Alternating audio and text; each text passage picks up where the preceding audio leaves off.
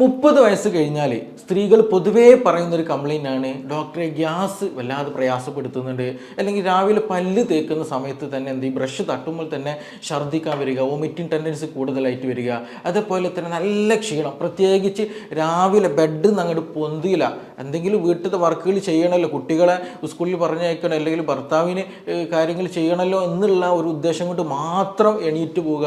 കാരണം അത്രത്തോളം ക്ഷീണം നല്ല രീതിയിൽ സ്ത്രീകളിൽ ബാധിക്കുന്നുണ്ടായിരിക്കും. അതേപോലെ തന്നെ പ്രത്യേകിച്ച് വൈകുന്നേര സമയങ്ങളിൽ ഒരു 3 മണി 4 മണി ആകുമ്പോൾ തന്നെ ആളുടെ എനർജിയൊക്കെ പോയിട്ട് എവിടെയെങ്കിലും ഒരു സ്ഥലം കിട്ടിയിട്ട് നേരെ ചാഞ്ഞ് ഉറങ്ങിപ്പോകുന്ന നല്ല ക്ഷീണം പിടിച്ച ഒരു അവസ്ഥ പലപ്പോഴും പല ആളുകൾക്ക് ഉണ്ടാകാറുണ്ട്. ഇത് പല മെഡിസിൻ കഴിക്കും, പല വിറ്റാമിൻ ടാബ്ലറ്റുകൾ എടുക്കും, പക്ഷേ എന്ത് ചെയ്യില്ല, ഇത് പൂർണ്ണമായിട്ട് മാറില്ല എന്നുള്ളതാണ്. അപ്പോൾ ഇന്ന് നമ്മളൊരു ഡിസ്കസ് ചെയ്യാൻ പോകുന്നത് എന്തുകൊണ്ടാണ് ഇങ്ങനെ ഒരു 30-40 വയസ്സാകുന്ന സമയത്ത് സ്ത്രീകൾ ഇങ്ങനെ പെട്ടെന്ന് ക്ഷീണിച്ചു പോകുന്നത്, അല്ലെങ്കിൽ ഇങ്ങനെ ഒരു ക്ഷീണം കൂടുതൽ വരാനുള്ള റീസൺ എന്താണ്, അതെങ്ങനെ നമുക്കത് മാനേജ് ചെയ്യാം. ഈ വിറ്റാമിൻ ഗുളികൾക്ക് കഴിക്കുന്നുണ്ട്, അല്ലെങ്കിൽ മറ്റു പല മെഡിസിൻസ് എടുക്കുന്നുണ്ട്, പക്ഷെ അത് പൂർണ്ണമായിട്ട് മാറുന്നില്ല. അപ്പോൾ നമുക്കിത് വീട്ടിൽ നിന്ന് തന്നെ നമ്മുടെ ലൈഫ് സ്റ്റൈൽ മാനേജ് ചെയ്തിട്ട് എങ്ങനെ നമുക്കത് മുന്നോട്ട് കൊണ്ടുപോകാതിനെ കുറിച്ചിട്ടാണ് ഇന്ന് നമ്മൾ ഡിസ്കസ് ചെയ്യാൻ പോകുന്നത്. എൻ്റെ പേര് doctor Siraj, medical officer, QNB hospital, Koduvally. അപ്പോൾ ഈ പറയുന്ന ക്ഷീണം, അതായത് പ്രത്യേകിച്ച് രാവിലെ ബെഡ് നിങ്ങടി എണീറ്റ് വരാൻ തോന്നില്ല എന്നുള്ളതാണ്. നല്ല ക്ഷീണം ഉണ്ടായിരിക്കും. അത് മാത്രമല്ല കൈകാലുകളിൽ നല്ല വേദന ഉണ്ടായിരിക്കും. നമ്മൾ ഷോൾഡർ പെയിൻ വേദന, അതേപോലെ തന്നെ ഹീൽ പെയിൻ നല്ല വേദന, നമ്മുടെ ഉപ്പുറ്റിയിൽ വേദന നല്ലോണം വരിക, അതേപോലെ ബാക്കിൽ ഊരവേദന നന്നായിട്ട് വരും, ചില നാട്ടിൽ തണ്ടല വേദന എന്നൊക്കെ പറയും, ബാക്ക് പെയിൻ കൂടുതലായിട്ട് വരിക, അതേപോലെ തന്നെ നല്ല വോമിറ്റിംഗ് ടെൻഡൻസി വരിക, ഛർദ്ദിക്കാൻ വരിക, ചില സമയത്ത് നല്ല ക്ഷീണം, തല ചുറ്റുന്ന പോലെയൊക്കെ അവസ്ഥ വരിക.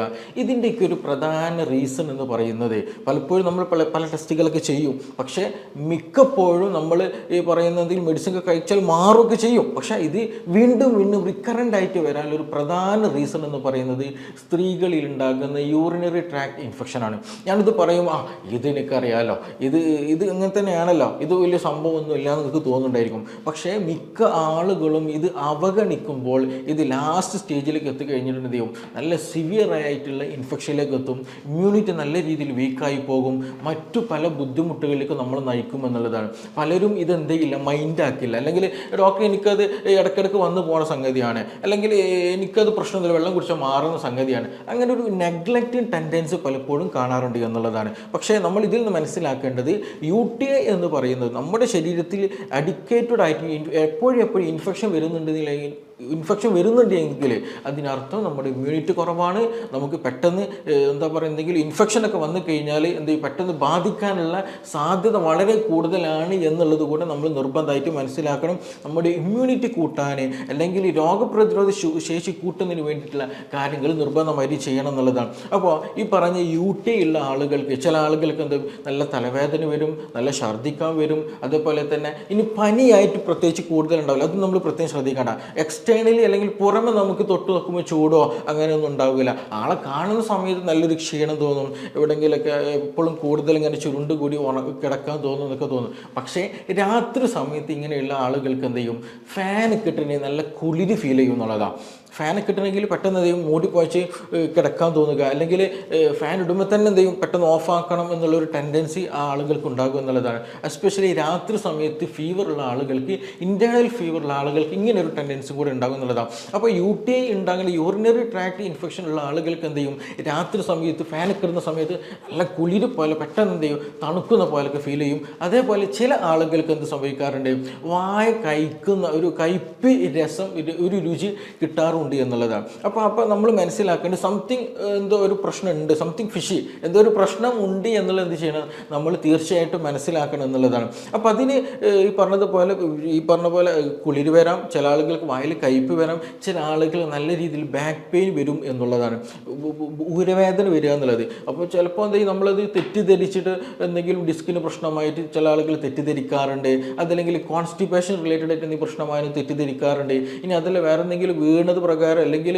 ഇനി ഒന്നുമല്ല എന്നുണ്ടെങ്കിൽ പീരീഡ്സ് സംബന്ധമായിട്ടുള്ള പ്രശ്നങ്ങളായിരിക്കും എന്നുള്ള രീതിയിൽ അതെന്ത് ചെയ്യും പരിഗണിക്കാതെ മാറ്റി വെക്കുന്ന പല ആളുകളും ഉണ്ട് എന്നുള്ളതാണ്. പക്ഷേ മിക്ക ആളുകൾക്കും ഒരു 60-70% ആളുകൾ വരുമ്പോൾ അവർക്ക് UTI കേസുകളിൽ പൊതുവെ എന്തുണ്ടാകാറുണ്ട്, ഈ പറയുന്ന ബാക്ക് പെയിൻ ഉണ്ടാകാറുണ്ട് എന്നുള്ളതാണ്. അപ്പോൾ നല്ല വെള്ളം കുടിക്കുന്ന സമയത്ത് എന്ത് ചെയ്യും, ഈ വേദന മാറും എന്നുള്ളതാണ് ഇതിൻ്റെ മറ്റൊരു പ്രത്യേകത എന്നുള്ളത്. അപ്പോൾ ഈ പറഞ്ഞതുപോലെ ചില ആളുകൾക്ക് എന്ത് ചെയ്യും, ഈ പറഞ്ഞതുപോലെ ബാക്ക് പെയിൻ ഉണ്ടായിരിക്കും. ഇനി മറ്റു ചില ആളുകൾക്ക് എന്ത് ചെയ്യും, ശരീരം മുഴുക്കെ വേദന ഉണ്ടായിരിക്കും, നല്ല ക്ഷീണം ഉണ്ടായിരിക്കും, കൂടുതൽ നടന്നാൽ വേദന, മസിൽ നല്ലോണം രീതി കോച്ചി പിടിക്കുക, അതുപോലെ തന്നെ ഒരു ഭാഗത്ത് നിന്ന് ഇരുന്ന് എണീക്കുമ്പോൾ പൊന്തി കിട്ടില്ല, കൈകാലുകൾക്ക് വേദന വരിക, കഴുത്ത് വേദന വരിക, കൈക്കൊക്കെ തരിപ്പ് അനുഭവപ്പെടുക, ഇങ്ങനെയൊക്കെയുള്ള പല അവസ്ഥകൾ. അങ്ങനെ ബോഡി മുഴുവനായിട്ട് കൈകാലുകൾക്കിടയിൽ എന്ത് ചെയ്യുക, ഈ ഒരു പെയിൻഫുൾ ആയിട്ടുള്ള ഒരു കണ്ടീഷൻ വരിക, നല്ല ക്ഷീണം അല്ലെങ്കിൽ കോച്ചിപ്പിടുത്തം, ഇങ്ങനെയൊക്കെയുള്ള അസ്വസ്ഥതകൾ ഉണ്ടാകുക എന്നുള്ളതാണ് ഈ ഒരു മറ്റൊരു അടയാളമായിട്ട് നമുക്ക് പറയാനുള്ളത് എന്നുള്ളത്.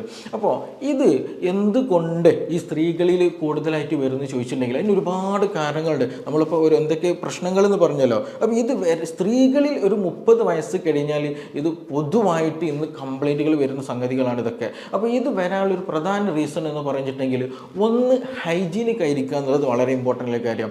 പലപ്പോഴും പല സ്ത്രീകളും ഇന്ന് ഹൈജീനിക് ആകുന്നില്ല എന്നുള്ളത് വളരെ ഇമ്പോർട്ടൻ്റ് ആയിട്ടുള്ള കാര്യം തന്നെയാണ്. അപ്പോൾ ഡോക്ടർ ഇത് 21ാം നൂറ്റാണ്ടായല്ലോ, എല്ലാവർക്കും ഇതിനെക്കുറിച്ച് അറിയുന്നതാണല്ലോ, ഇങ്ങനെയൊക്കെ തെറ്റിദ്ധരിക്കുന്നവരുണ്ട്. പക്ഷേ നമ്മൾ ചില ആളുകൾ എന്ത് ചെയ്യും, നമ്മൾ ആ ഒരു പ്രൈവറ്റ് പാർട്ടുകളിൽ ശരിയായ രീതിയിൽ എന്തെങ്കിലും വാഷ് ചെയ്യില്ല. ഇനി അത് വാഷ് ചെയ്താൽ തന്നെ ശരിയായതിൽ ഡ്രൈനെസ് അല്ലെങ്കിൽ അവിടെ ഉണക്കാതെ ഒരു നനവ് എപ്പോഴും ഫീൽ ചെയ്ത് വെക്കുന്നുണ്ടെങ്കിൽ എന്ത് ചെയ്യും, അത് പെട്ടെന്ന് എന്ത് ചെയ്യും, ഇൻഫെക്ഷൻ ഉണ്ടാക്കാനുള്ള സാധ്യത വളരെ കൂടുതലായിട്ട് സാധ്യതകൾ ഉണ്ടാക്കുന്നുണ്ടെന്നുള്ളതാണ്. അതായത് ആ ഒരു ഭാഗത്ത് വെള്ളം നനവ് ശരിയായ രീതിയിൽ പോകുന്നില്ല. നമ്മൾ ടോയ്ലറ്റിലൊക്കെ പോയിട്ട് വാഷ് ചെയ്ത് വരുന്ന സമയത്ത് നല്ല ഡ്രൈ ആക്കിയിട്ടുള്ള ഒരു കണ്ടീഷൻ ആക്കി എടുക്കണം. ഇല്ല എന്നുണ്ടെങ്കിൽ എന്ത് സംഭവിക്കും, അവിടെ ആ ഒരു നനവും അവിടെ ഉണ്ടാകുന്ന ഒരു ഹീറ്റെല്ലാം കൂടി കഴിഞ്ഞിട്ട് അവിടെ പെട്ടെന്നുള്ള ഇൻഫെക്ഷനുള്ള സാധ്യത വളരെ വളരെ കൂടുതലാണെന്നുള്ളതാണ്. അപ്പോൾ എന്താ ചെയ്യുക, ഹൈജീനിക് ഇമ്പോർട്ടൻ്റ്. അതേപോലെ തന്നെ ഒരു ദിവസം ഇങ്ങനെ എസ്പെഷ്യലി ഇങ്ങനെ ഇടയ്ക്കിടയ്ക്ക് ഇങ്ങനെ ഇൻഫെക്ഷനൊക്കെ വരുന്ന സമയത്ത് UTI ഉള്ള ആളുകൾ ശ്രദ്ധിക്കേണ്ടതാണ് എന്ത്, ഒരു ദിവസം എന്ത് ചെയ്യുക, ഒന്നിലധികം 2-3 ഇന്നർവെയർ എന്ത് ചെയ്യണം, മാറി ഉപയോഗിക്കാൻ പ്രത്യേകം ശ്രദ്ധിക്കുക. നല്ല വൃത്തിയുള്ള ഇന്നർവെയർ മാറ്റിയിടാൻ പ്രത്യേകം ശ്രദ്ധിക്കുക എന്നുള്ളതാണ്. ഒരു ഇന്നർ രാവിലെ ഇട്ടിട്ട് പിറ്റേ ദിവസം ഇടുന്ന വരെ 24 മണിക്കൂർ നമ്മൾ ഉപയോഗിക്കുന്ന സമയത്ത് ആ ഒരു ഭാഗത്ത് എന്ത് ചെയ്യും, ആ ഒരു കോട്ടണിലും പ്രത്യേകിച്ച് ഈ പറഞ്ഞ പോലെ അവിടെ ഒരു ഹീറ്റ് അക്യുമുലേഷൻ ഉണ്ടായിരിക്കും. പ്രത്യേകിച്ച് വിയർപ്പൊക്കെ ഉള്ള ആളുകളാണെന്ന് പെട്ടെന്ന് നനവൊക്കെ വന്നിട്ട് എന്ത് ചെയ്യും, പെട്ടെന്ന് ഇൻഫെക്ഷനുള്ള സാധ്യത വളരെ കൂട്ടും എന്നുള്ളതാണ്. അപ്പോൾ അത് നിർബന്ധമായിട്ട് ശ്രദ്ധിക്കണം എന്നുള്ളതാണ്. അപ്പോൾ ഹൈജീനിക് വളരെ ഇമ്പോർട്ടൻ്റ് ആണ്. പ്രത്യേകിച്ച് ചെറിയ കുട്ടികൾ നമ്മൾ കേസുകൾ എടുക്കുകയാണെന്നുണ്ടെങ്കിൽ, പെൺകുട്ടികളുടെ കേസുകൾ എടുക്കുകയാണെന്നുണ്ടെങ്കിൽ അവരും എന്ത് ചെയ്യും, സ്കൂളൊക്കെ പോകുന്ന സമയത്ത് അല്ലെങ്കിൽ കോളേജിലൊക്കെ പോകുന്ന സമയത്ത് അവരും ഇത് പലപ്പോഴും ഹൈജീനിക്കിൽ വലിയ രീതിയിൽ കോൺസെൻട്രേഷൻ കൊടുക്കാറില്ല എന്നുള്ളതാണ്. അപ്പോൾ അങ്ങനെ വന്നു കഴിഞ്ഞാൽ അങ്ങനെയുള്ള ആളുകൾക്ക് ഈ പറഞ്ഞതുപോലെ UTI-നുള്ള സാധ്യത, മൂത്രത്തിൽ ഇൻഫെക്ഷനുള്ള സാധ്യത വളരെ കൂടുതലാണെന്നുള്ളത് നമ്മൾ മനസ്സിലാക്കണം. രണ്ടാമത് വലിയൊരു ഫാക്ടർ ഞാൻ നേരത്തെ പറഞ്ഞു, 30 വയസ്സിന് ശേഷം ഇതിങ്ങനെ കൂടാനുള്ള പ്രധാന കാരണം എന്ന് വെച്ചിട്ടുണ്ടെങ്കിൽ ഡയബറ്റിക് ആണ്, ഷുഗർ വരുന്നു എന്നുള്ളതാണ് മിക്ക ആളുകളുടെയും പ്രയാസം എന്നുള്ളത്. കാരണം നമ്മുടെ ഷുഗർ നമ്മുടെ ശരീരത്തെ ബാധിച്ചു കഴിഞ്ഞാൽ നമ്മുടെ ഇമ്മ്യൂണിറ്റിയെ തന്നെ നല്ല രീതിയിൽ ബാധിക്കും. അത് നമ്മൾ ടോട്ടൽ ബോഡി മെറ്റബോളിസം പക്ക എന്ത് ചെയ്യും, നല്ല മാറ്റങ്ങൾ വരും, ചിലത് കൂടും, ചിലത് ഡൗൺ ആയി പോയും. അങ്ങനെ ഇമ്മ്യൂണിറ്റി ടോട്ടൽ എന്ത് ചെയ്യും, ആ സമയത്ത് ഡൗൺ ആകുകയും ഇൻഫ്ലമേഷൻസ് അമിതമായിട്ട് ശരീരത്തിൽ വന്നുകൊണ്ടിരിക്കും എന്നുള്ളതാണ്. അതുകൊണ്ട് തന്നെ ഷുഗറുള്ള ആളുകൾക്ക് എന്ത് ചെയ്യുന്നത് നമുക്ക് തന്നെ അറിയാം, നമ്മുടെ വീട്ടിൽ അല്ലെങ്കിൽ നമ്മുടെ പരിചയത്തിലുള്ള ആളുകൾ ഉണ്ടായിരിക്കും. എന്താണ് ഈ ഷുഗർ വന്നു കഴിഞ്ഞാൽ എന്ത് ചെയ്യും, പെട്ടെന്ന് അസുഖങ്ങൾ വരും. ഒന്ന് മാറി അടുത്ത മാറി അടുത്തത്, ഇങ്ങനെ റിപ്പീറ്റഡ്ലി എന്ത് ചെയ്യും, അസുഖങ്ങൾ വരും എന്നുള്ളതാണ്. അപ്പോൾ അതൊരു കാരണമാണ്. രണ്ടാമത്തത്, ഷുഗർ വന്നു കഴിഞ്ഞാൽ നമ്മൾ പൊതുവെ എന്ത് ചെയ്യും, നമുക്കറിയാം മൂത്രം കൂടുതലായിട്ട് നമ്മൾ ഒഴിക്കും എന്നുള്ളതാണ്. മൂത്രം രാത്രി സമയത്ത് പലപ്പോഴും പല ആളുകൾക്ക് ഉറക്കം പോലും നഷ്ടപ്പെടും. എന്ത് ഷുഗർ ഉണ്ടെങ്കിൽ മൂത്രം കൂടുതലായിട്ട് ഒഴിച്ചിട്ട് എന്ത് ചെയ്യും, ഉറക്കം നഷ്ടപ്പെടും. അപ്പോൾ പല ആളുകൾ എന്ത് ചെയ്യും, നമ്മൾ വിരുന്നിന് പോകുന്ന സമയത്ത്, പുറത്ത് പോകുന്ന സമയത്ത്, അല്ലെങ്കിൽ ഉറങ്ങാൻ പോകുന്ന സമയത്തൊക്കെ മനസ്സിലാക്കിയിട്ട് എന്ത് ചെയ്യും, വെള്ളം കൂടി നല്ല രീതിയിൽ കട്ട് ചെയ്യുന്നുള്ളതാണ്. ശരീരത്തിന് വേണ്ട വെള്ളം ശരിയായ രീതിയിൽ കുടിക്കാതിരിക്കുമ്പോൾ സ്വാഭാവികമായിട്ടും എന്ത് സംഭവിക്കും, ഈ പറഞ്ഞതുപോലെ മൂത്രത്തിൽ ഇൻഫെക്ഷൻ വരുന്നതാണ്. അപ്പോൾ ഷുഗർ കാരണമായിട്ട് 2 രീതിയിൽ ഇത് ബാധിക്കുന്നുണ്ട്. ഒന്ന്, നമ്മുടെ ഇമ്മ്യൂണിറ്റി ഡൗൺ ആയി കഴിയുമ്പോൾ പെട്ടെന്ന് ഇൻഫെക്ഷൻ ബാധിക്കും. 2, ഷുഗർ കൂടിക്കഴിഞ്ഞാൽ സ്വാഭാവികമായിട്ടും മിക്ക ആളുകൾ വെള്ളം കൂടി കുറക്കും. അങ്ങനെ കുറച്ച് കഴിഞ്ഞാൽ ഈ പറഞ്ഞതുപോലെ UTI വരും എന്നുള്ളതാണ്. ഇനി മറ്റൊരു കാരണം എന്താണെന്ന് ചോദിക്കുകയാണെങ്കിൽ മൂത്രം പിടിച്ച് വെക്കുന്ന ടെൻഡൻസി പല ആളുകൾക്കുണ്ട്. എസ്പെഷ്യലി നമ്മളൊരു പ്രൊഫഷണൽ വർക്ക് സൈഡിലെ ടീച്ചേഴ്സ്, എല്ലാ ടീച്ചേഴ്സിനും പറയല്ല കേട്ടോ, എന്തെങ്കിലും ഒഫീഷ്യലി നമ്മൾ എന്താ പറയുക കൂടുതലായിട്ട് ഒരു വർക്കിൽ എൻഗേജ്ഡ് ആയിരിക്കുന്ന സമയത്ത് എന്താ ചെയ്യുക, ഇത് കഴിഞ്ഞിട്ടേ പോവുകയുള്ളൂ. ഇപ്പോൾ എസ്പെഷ്യലി കുട്ടികളൊക്കെ ആണെന്നുണ്ടെങ്കിൽ സ്കൂളിൽ പോകുന്ന സമയത്ത് ചില ടീച്ചേഴ്സ് സ്കൂളിൽ നിന്ന് മൂത്രിക്കാൻ വിടാത്ത കണ്ടീഷനിൽ ടീച്ചേഴ്സിന് പേടിച്ചിട്ട് അല്ലെങ്കിൽ ബാത്റൂമിൽ പോകാൻ മടിച്ചിട്ട് എന്ത് ചെയ്യും, ഈ പറഞ്ഞതുപോലെ വെള്ളം കുടിക്കുകയില്ല.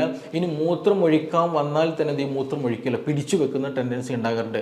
അതും ഈ പറഞ്ഞതുപോലെ നമ്മുടെ UTI ഉണ്ടാകാനുള്ള സാധ്യത കൂട്ടുന്നതാണ്. അതുപോലെ അത് ബ്ലാഡറിനെയും നമ്മുടെ കിഡ്നിയെയും അത് സാരമായി ബാധിക്കും എന്നുള്ളത് തന്നെ നമ്മൾ മനസ്സിലാക്കേണ്ടത്. അപ്പോൾ എപ്പോഴാണ് മൂത്രം ഒഴിക്കാനുള്ള ടെൻഡൻസി ഉണ്ടാകുന്നത് അപ്പോൾ തന്നെ അത് മൂത്രം ഒഴിച്ച് അല്ലെങ്കിൽ അത് എന്ത് ചെയ്യുക, ക്ലിയർ ചെയ്യേണ്ടതാണ്. ഇല്ല എന്നുണ്ടെങ്കിൽ UTIക്കുള്ള സാധ്യത വളരെ വളരെ കൂടുതലാണ് എന്നുള്ളതാണ്. ഇനി മറ്റൊരു കാരണം എന്താണ് ചോദിക്കുകയെന്നുണ്ടെങ്കിൽ സ്റ്റോൺ ഉള്ള ആളുകൾക്ക്, മൂത്രത്തിൽ കല്ല് ഉള്ള ആളുകൾക്ക് ഈ പറഞ്ഞതുപോലെ എന്ത് സംഭവിക്കും, മൂത്രത്തിൽ ഇടയ്ക്കിടയ്ക്ക് ഇങ്ങനെ ഇൻഫെക്ഷൻ ഉണ്ടാകും എന്നുള്ളതാണ്. നമുക്കറിയാം മൂത്രത്തിൽ കല്ല് നിന്ന് മറ്റൊരു വശം തന്നെയാണ്, അല്ലെങ്കിൽ മറ്റൊരു അസുഖം തന്നെയാണ്. അപ്പോൾ ഈ മൂത്രത്തിൽ കല്ല് വരെ റിസർച്ച് ചെയ്യുകയാണെന്നുണ്ടെങ്കിലും എന്താണ്, വെള്ളം കൂടി കുറഞ്ഞാലാണ് ഈ കല്ലും വരുന്നത്. നമ്മുടെ ശരീരത്തിൽ ഒരു നമുക്കറിയാം 75% അല്ലെങ്കിൽ ആ നിയറസ്റ്റ് ആയിട്ട് എന്തുണ്ട്, അത്രത്തോളം വെള്ളം ഉണ്ട് എന്നുള്ളതാണ്. കാരണം അപ്പോൾ ആ ഒരു വെള്ളത്തിൻ്റെ എമൗണ്ടിൽ മാറ്റങ്ങൾ വന്നു കഴിഞ്ഞാൽ എന്ത് ചെയ്യും, നമ്മുടെ ശരീരത്തിൽ ഉണ്ടാകുന്ന സോൾട്ടുകൾ അക്യുമുലേറ്റ് ചെയ്തിട്ട് എന്ത് ചെയ്യും, ഈ പറഞ്ഞ സ്റ്റോണുകളായിട്ട് മാറും എന്നുള്ളതാണ്. സിമ്പിളായിട്ട് പറയുകയാണെങ്കിൽ നമ്മുടെ യൂറിക് ആസിഡ് സ്റ്റോൺ എന്ന് പറയുന്നത്, അത് യൂറിക് ആസിഡ് എന്നുള്ളത് നമ്മുടെ ശരീരത്തിൽ ഉണ്ടാകുന്ന ഒരു ബൈ പ്രൊഡക്റ്റ് ആണ്, വേസ്റ്റ് മെറ്റീരിയലാണ്. അപ്പോൾ അത് പൊതുവേ എല്ലാവരുടെ ശരീരത്തിൽ എന്ത് ചെയ്യും, ഈ പറഞ്ഞതുപോലെ മൂത്രത്തിലൂടെ റിമൂവ് ചെയ്യും എന്നുള്ളതാണ്. അപ്പോൾ ഇനി അഥവാ വെള്ളം കൂടി കുറഞ്ഞ ഒരാൾ അല്ലെങ്കിൽ യൂറിക് ആസിഡ് ശരീരത്തിൽ കൂടുതലായിട്ട് ഉൽപ്പാദിപ്പിക്കപ്പെടുന്ന ആളുകളെ സംബന്ധിച്ചിടത്തോളം എന്ത് ചെയ്യും, ഈ യൂറിക് ആസിഡ് അക്യുമുലേറ്റ് ചെയ്തിട്ട് അത് പിന്നെ എന്ത് ചെയ്യും, സംശീകരിച്ചിട്ട് അത് ചെറിയ രൂപത്തിലെ കല്ലുകളായിട്ട് മാറും എന്നുള്ളതാണ്. അപ്പോൾ അങ്ങനെ യൂറിക് ആസിഡ് എന്ത് ചെയ്യും, അത് സ്റ്റോൺ ആയിട്ട് മാറും. അത് വെള്ളത്തിൻ്റെ എമൗണ്ട് നമ്മുടെ ശരീരത്തിൽ കുറഞ്ഞു കഴിഞ്ഞാൽ പിന്നീട് എന്ത് ചെയ്യും, അവിടെ സംശീകരിച്ചിട്ട് ഈ പറയുന്ന സോൾട്ടുകളെല്ലാം സ്റ്റോണുകളായിട്ട് രൂപാന്തരപ്പെടും എന്നുള്ളതാണ്. അപ്പോൾ ഈ മൂത്രത്തിൽ കല്ലുള്ള ആളുകളൊക്കെ ഇപ്പോൾ ടെസ്റ്റുകളൊക്കെ ചെയ്യുന്ന സമയത്ത് ചിലപ്പോൾ ഡോക്ടർ പറയും, ബ്ലാഡറിലൊരു സ്റ്റോൺ ഉണ്ട്, അല്ലെങ്കിൽ ചെറിയ സ്റ്റോണാണ്, ചിലപ്പോൾ അത് മൂത്രമൊഴിച്ചാലൊക്കെ പോകും, കുഴപ്പമൊന്നുമില്ല, മെഡിസിൻ കഴിച്ചാലും മതി, ശ്രദ്ധിക്കണം, ഇങ്ങനെ കാര്യങ്ങളൊക്കെ പറയും. അത് അല്ലെങ്കിൽ ഇനി കിഡ്നിയിൽ സ്റ്റോൺ ഉണ്ട്, അല്ലെങ്കിൽ യുറീറ്ററിൽ സ്റ്റോൺ ഉണ്ടെന്നൊക്കെ എന്ത് ചെയ്യും, ഡോക്ടേഴ്സ് പ്രത്യേകം പറയും. പക്ഷേ ഇതെന്ത് ചെയ്യും, ശരിയായ രീതിയിൽ വെള്ളം കുടിക്കുകയില്ല, അല്ലെങ്കിൽ ശരിയായ രീതിയിൽ ട്രീറ്റ്മെൻറ്റ് എടുക്കാതിരുന്ന് കഴിഞ്ഞിട്ടുണ്ടെങ്കിൽ ഈ പറഞ്ഞതുപോലെ എന്ത് സംഭവിക്കും, ഇടയ്ക്കിടയ്ക്ക് മൂത്രം ഒന്ന് കുറയുക, നല്ല പെയിൻഫുള്ളായ കണ്ടീഷൻ വരിക, ഛർദ്ദിക്കാൻ വരുന്ന അവസ്ഥ വരിക, നല്ല രീതിയിൽ എന്ത് ചെയ്യും, ബാക്ക് പെയിൻ അല്ലെങ്കിൽ ഒരു ആൻറ്റീരിയർ തൈ ഒരു മുൻഭാഗത്ത് നല്ല വേദന വരിക, ഇങ്ങനെയുള്ള പല ബുദ്ധിമുട്ടുകളുണ്ടാകും. കൂടെ ഈ പറഞ്ഞിട്ടുള്ള UTI എന്നുള്ള കണ്ടീഷൻ ഉണ്ടാകും എന്നുള്ളതാണ്. അപ്പോൾ ഇങ്ങനെ ഈ മൂത്രത്തിൽ കല്ല് വരുന്ന ആളുകൾക്ക് ഈ പറഞ്ഞതുപോലെ എന്ത് ചെയ്യും, മൂത്രത്തിൽ ഇൻഫെക്ഷൻ വരാനുള്ള സാധ്യത വളരെ വളരെ കൂടുതലാണെന്നുള്ളതാണ്. അപ്പോൾ ഇങ്ങനെ ക്ഷീണമുണ്ട് ഡോക്ടറെ, അല്ലെങ്കിൽ ഞാനിപ്പോൾ ഇങ്ങനെ ഗ്യാസിന് മെഡിസിൻ കുടിക്കുന്നുണ്ട്, അല്ലെങ്കിൽ വൈറ്റമിൻ ടാബ്ലറ്റ്സ് കഴിക്കുന്നുണ്ട്, മറ്റു പ്രശ്നങ്ങളൊക്കെ മറ്റു പല സപ്ലിമെൻറ്റ്സ് ഞാൻ എടുക്കുന്നുണ്ട്, ഞാൻ ഇനി എന്ത് ചെയ്യണം എന്നുള്ളത് പലർക്കും സംശയം ഉണ്ടായിരിക്കും. നിങ്ങൾ ആദ്യം ചെയ്യേണ്ടത് ഇത് കൺഫേം ചെയ്യുക എന്നുള്ളതാണ്. അതിന് ഒരുപാട് ടെസ്റ്റുകൾ ഉണ്ടെങ്കിലും സിമ്പിളായിട്ട് നമുക്ക് ലാബിൽ ചെയ്യാൻ പറ്റുന്ന ടെസ്റ്റാണ് UTI അല്ലെങ്കിൽ യൂറിൻ RE എന്ന് പറയും, യൂറിൻ റുട്ടീൻ എക്സാമിനേഷൻ എന്ന് പറയും, URE എന്നുള്ളത്. അപ്പോൾ മൂത്രം ടെസ്റ്റ് ചെയ്താൽ തന്നെ നമുക്ക് ലാബ് റിപ്പോർട്ട് കിട്ടിക്കഴിഞ്ഞാൽ അതിൽ മനസ്സിലാക്കാൻ കഴിയും. ചിലതൊക്കെ എന്ത് ചെയ്യും, നല്ല യൂറിനിൽ ആൽബുമിൻ പ്രസൻ്റ് ആയിരിക്കും, നല്ല ക്രോണിക് കണ്ടീഷനിലാണെന്നുണ്ടെങ്കിൽ ആൽബുമിൻ പ്രസൻറ്റഡ് ആയിരിക്കും, ഒരു ക്ലൗഡി നാച്ചുറൽ ആയിരിക്കും, നല്ല ഫ്രീ ആയിട്ടുള്ള അല്ലെങ്കിൽ എന്താ പറയുക ഒരു പെയിൽ യെല്ലോ കളറിൽ നോർമൽ യൂറിൻ്റെ കളറായിരിക്കും, നല്ല ഒരു കഞ്ഞിവെള്ളം പോലെയൊക്കെയുള്ള രീതിയിലൊക്കെ എന്ത് ചെയ്യും, കളർ മാറാറുണ്ട്. അത് എത്രയും സിവിയർ ആയിട്ട് വരുന്ന സമയത്താണ് അങ്ങനെയുള്ള ഒരു അപ്പിയറൻസ് പലപ്പോഴും കാണുക എന്നുള്ളത്. അതുപോലെ ആൽബുമിൻ പ്രസൻ്റ് ആയിരിക്കുക, അതുപോലെ ചില ആളുകൾ ഷുഗറുള്ള ആളുകളിൽ ഷുഗർ പ്രസൻ്റ് ആയിരിക്കും, അങ്ങനെയുള്ള പലതും കാരണം ചില ആളുകൾക്ക് കൂടിക്കഴിഞ്ഞാൽ RBC രക്തത്തിൻ്റെ എന്ത് ചെയ്യുക, ചുവന്ന രക്താണുക്കളൊക്കെ എന്ത് ചെയ്യും, ഈ പറഞ്ഞിട്ടുള്ള യൂറിനിൽ ഉണ്ടാകുമെന്നുള്ളതാണ്. അങ്ങനെ അതേപോലെ പസൽസുകൾ കൂടുതലായിട്ടിരിക്കും, ചിലപ്പോൾ ബാക്ടീരിയകൾ കൂടുതലായിട്ട് കാണാൻ കഴിയുമെന്നുള്ളതാണ്. ഇനി ചില ആളുകൾക്ക് ബാക്ടീരിയ ഉണ്ടാകണം എന്നില്ല, അതിൻ്റെ സ്റ്റാർട്ടിങ്ങിലൊക്കെ ആണെന്നുണ്ടെങ്കിൽ ഈ പറഞ്ഞതുപോലെ പസൽസ് കൂടുതലായിരിക്കും, RBC ചിലപ്പോൾ പ്രസൻ്റ് ആയിരിക്കും, ആൽബുമിൻ പ്രസൻ്റ് ഒക്കെ ആയിരിക്കാനുള്ള സാധ്യത വളരെ കൂടുതലാണ്. പക്ഷേ ചിലപ്പോൾ ബാക്ടീരിയ ഉണ്ടാവുകയും ചെയ്യുള്ളൂ. അപ്പോൾ ഇങ്ങനെയുള്ള കൂടുതൽ ബാക്ടീരിയ ഒക്കെ ഉണ്ടെന്നുണ്ടെങ്കിൽ തീർച്ചയായിട്ടും കൾച്ചർ ചെയ്തിട്ട് എന്ത് ചെയ്യണം, നമുക്ക് സ്പെസിഫിക് ആയിട്ടുള്ള ആൻറ്റിബയോട്ടിക് എടുത്തുകൾ അതിനുള്ള കോഴ്സ് നമ്മൾ സ്റ്റാർട്ട് ചെയ്തിട്ട് കൃത്യമായിട്ട് എന്ത് ചെയ്യണം, നമ്മളത് മെഡിസിൻ കഴിച്ച് മാറ്റുക തന്നെ വേണം. ഇല്ല എന്നുണ്ടെങ്കിൽ അത് നമുക്ക് നമ്മുടെ ശരീരത്തെ ബാധിക്കും. അത് പിന്നീട് സിസ്റ്റൈറ്റിസ് പോലെയുള്ള മറ്റു പല അവയവങ്ങളെയും ഇൻഫെക്ഷൻ ഇൻഫെക്ഷൻ ബാധിക്കുന്ന തരത്തിലേക്ക് മാറും എന്നുള്ളതാണ്. അപ്പോൾ എന്ത് ചെയ്യുക, ഇങ്ങനെയുള്ള ബുദ്ധിമുട്ടുള്ള ആളുകൾ, ഞാൻ ഈ പറഞ്ഞ പ്രശ്നങ്ങൾ ബുദ്ധിമുട്ടുള്ള ആളുകൾ യൂറിൻ എന്ത് ചെയ്യുക, നിർബന്ധമായിട്ടൊന്ന് ടെസ്റ്റ് ചെയ്തിട്ട് ഉണ്ടോ ഇല്ലേ എന്നുള്ളത് നിർബന്ധമായിട്ട് ഉറപ്പ് വരുത്തണം. എന്നിട്ടൊരു ഡോക്ടർ നിർദ്ദേശത്തിൽ തന്നെ എന്ത് ചെയ്യുക, ട്രീറ്റ്മെൻറ്റ് മുന്നോട്ട് പോകാൻ ശ്രദ്ധിക്കുക എന്നുള്ളതാണ്. ഇനി നമ്മളിത് ശ്രദ്ധിക്കേണ്ടത്, വീട്ടിലൊക്കെയാണെന്നുണ്ടെങ്കിൽ നമ്മൾ ശ്രദ്ധിക്കേണ്ടത് വെള്ളം നല്ലോണം കുടിക്കുക എന്നുള്ളതാണ്. പ്രായം എത്രയായാലും ഒരു ആവറേജ് ഒരു അഡൾട്ടായിട്ടുള്ളൊരു മനുഷ്യൻ എന്ത് ചെയ്യണം, ഒരു 2.5 ലിറ്റർ വെള്ളമൊക്കെ ദിവസം കുടിക്കാൻ നിർബന്ധമായിട്ട് ശ്രദ്ധിക്കുക എന്നുള്ളതാണ്. ഇനി മറ്റൊന്നെന്ന് വെച്ചിട്ടുണ്ടെങ്കിൽ പ്രത്യേകിച്ച് ഈ ഫ്രൂട്ട്സ് വെജിറ്റബിൾസ് ഒക്കെ നന്നായിട്ട് കഴിക്കാൻ ശ്രദ്ധിക്കുക. പ്രത്യേകിച്ച് വാട്ടറി ആയിട്ടുള്ള കുക്കുംബർ പോലെയുള്ള, തണ്ണിമത്തം പോലെയുള്ള, മുന്തിരി പോലെയുള്ള എന്ത് ചെയ്യുക, നന്നായിട്ട് എന്ത് ചെയ്യുക, ജ്യൂസായിട്ടോ അല്ലാത്ത രൂപത്തിലോ നല്ല രീതിയിൽ വെള്ളം കുടിക്കാൻ എന്ത് ചെയ്യുക, നമ്മൾ ജ്യൂസിലൂടെ അല്ലാത്ത രൂപത്തിലോ നല്ല പാനീയങ്ങൾ കുടിക്കാൻ നമ്മൾ നിർബന്ധമായിട്ട് ശ്രദ്ധിക്കുക എന്നുള്ളതാണ്. അതേപോലെ തന്നെ എന്ത് ചെയ്യുക, വെള്ളത്തിൽ നമ്മൾ ഇങ്ങനെയുള്ള ഗ്യാസിൻ്റെ പ്രശ്നങ്ങൾ, ഛർദ്ദിക്കാൻ വരുന്നുണ്ട്, ഇങ്ങനെയുള്ള കോച്ചിപ്പ് വരുന്ന പനിയൊക്കെ വരുന്ന ആളുകൾക്ക് ഏറ്റവും ബെസ്റ്റ് ആയിട്ടുള്ളൊരു ഹോം റെമഡിയാണ് മല്ലി. നമ്മൾ വീട്ടിൽ കൊത്തമ്പാലി എന്നൊക്കെ പറയും ചില നാടുകൾ, കൊറിയാണ്ടർ എന്ന് പറയും, നമ്മൾ മല്ലിപ്പൊടി ഉണ്ടാക്കുന്ന ഉരുണ്ടിട്ടുള്ള ആ ഒരു സംഗതി. അതെന്ത് ചെയ്യുക, വെള്ളത്തിലിട്ട് നമ്മൾ ജീരകവെള്ളം ഉണ്ടാക്കുന്ന പോലെ എന്ത് ചെയ്യുക, മല്ലി തിളപ്പിച്ച് ആ വെള്ളം സ്ഥിരമായിട്ട് ഒരു 2.5 ലിറ്ററൊക്കെ നമ്മൾ ഭക്ഷണം കഴിച്ചു കഴിഞ്ഞാൽ അല്ലാതെ ദാഹിക്കുന്ന സമയത്തൊക്കെ എന്ത് ചെയ്യുക, ആ വെള്ളം നന്നായിട്ട് കുടിക്കുക. അതേപോലെ ജീരക വെള്ളം നന്നായിട്ട് കുടിക്കുക. അതേപോലെ നന്നാറിയുടെ വെള്ളം എന്ത് ചെയ്യുക, തിളപ്പിച്ചിട്ട് അത് നന്നായിട്ട് കുടിക്കാൻ ശ്രദ്ധിക്കുക. അതേപോലെ തന്നെ ഇളനീരിൻ്റെ വെള്ളമൊക്കെ എന്ത് ചെയ്യുക, നന്നായിട്ട് കുടിക്കാൻ ശ്രദ്ധിക്കുക. നമ്മളിതിൽ നിർബന്ധമായിട്ട് ഇത്രയും വെള്ളം അല്ലെങ്കിൽ ജ്യൂസ് വിഷയങ്ങൾ പറയാൻ കാരണം ഇതിൻ്റെ ഒരു ഓൾമോസ്റ്റ് വലിയൊരു ശതമാനം ഈ പറഞ്ഞിട്ടുള്ള വെള്ളം കുടിക്കാത്തത് പ്രകാരമായിട്ടുണ്ടാകുന്ന UTI ആയതുകൊണ്ടാണ്. അപ്പോൾ ഇങ്ങനെയുള്ള വാട്ടർ ഇൻടേക്ക് എന്ത് ചെയ്യണം, നമ്മൾ നിർബന്ധമായിട്ടും അഡിക്വേറ്റ് ആയിട്ട് എപ്പോഴും കഴിക്കാൻ ശ്രദ്ധിക്കുക. ഇനി ഷുഗർ ഉള്ള ആളുകളാണെന്നുണ്ടെങ്കിൽ നിർബന്ധമായിട്ടും ഷുഗറിന് വേണ്ട ട്രീറ്റ്മെൻറ്റ് എടുക്കണം. ഡോക്ടറെ കണ്ടിട്ട് നിർദ്ദേശം സ്വീകരിച്ചിട്ട് അത് ചെയ്യാൻ ശ്രദ്ധിക്കുക. ഇനി മറ്റൊന്ന് അൺഹൈജീനിക് ആണ്, അതായത് നിങ്ങളുടെ പ്രൈവറ്റ് പാർട്ടിൽ എന്തെങ്കിലും ഇച്ചിങ് വരുന്നുണ്ട്, അവിടെ ഫംഗൽ ഇൻഫെക്ഷൻ വരുന്നുണ്ട്. അതേപോലെ തന്നെ എസ്പെഷ്യലി ചില ആളുകൾ എന്ത് ചെയ്യും, ബ്ലേഡ് വെച്ചിട്ട് ക്ലീൻ ചെയ്യുന്ന സമയത്തൊക്കെ എന്ത് ചെയ്യും, പെട്ടെന്ന് ഇൻഫെക്റ്റഡ് ആയി വരും, അവിടെ സ്കിന്ന് ഡാർക്ക് കളറായിട്ട് വരിക. അതേപോലെ ഇവിടെ എന്തെങ്കിലും ഫ്ലൂയിഡ് എന്തെങ്കിലും എപ്പോഴും ഇങ്ങനെ ഒരു ഇൻഫെക്റ്റഡ് ആയിട്ടുള്ള ഒരു ഫ്ലൂയിഡ് വരുന്നുണ്ടെന്നെങ്കിലൊക്കെ അതൊക്കെ നിർബന്ധമായിട്ടും അൺഹൈജീനിക് ആയി വരുമ്പോൾ സമയത്താണ് സംഭവിക്കാറുള്ളത്. അപ്പോൾ എപ്പോഴും നല്ല ക്ലീൻ ആയിട്ട് ഒരു എപ്പോഴും ഒരു ഹെൽത്തി ആയിട്ട് അത് കൊണ്ടു നടക്കാൻ നമ്മൾ നിർബന്ധമായിട്ട് ശ്രദ്ധിക്കണം.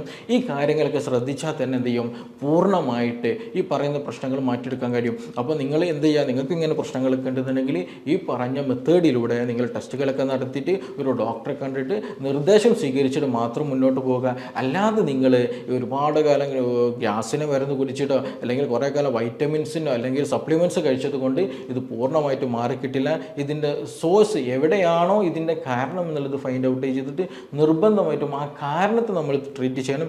ഇല്ല എന്നുണ്ടെങ്കിൽ അത് മറ്റു പല ഇൻഫെക്ഷനിലേക്കും മറ്റു പല സിസ്റ്റൈറ്റിസ് പോലെയുള്ള കണ്ടീഷനിലൊക്കെ എന്ത് ക്രോണിക് ആകുന്ന കണ്ടീഷനിലേക്ക് അത് നമ്മൾ നയിക്കും എന്നുള്ളതാണ്. അപ്പോൾ ഇതുമായി ബന്ധപ്പെട്ട് എന്തെങ്കിലുമൊക്കെ സംശയങ്ങളുണ്ട്, കൂടുതൽ അറിയണം താല്പര്യം ഉണ്ടെങ്കിൽ താഴെ തന്നിട്ടുള്ള നമ്പറിൽ ബന്ധപ്പെടാവുന്നതാണ്. നമുക്ക് മറ്റൊരു വിഷയവുമായി ബന്ധപ്പെട്ടിട്ട് വീണ്ടും കാണാം. താങ്ക്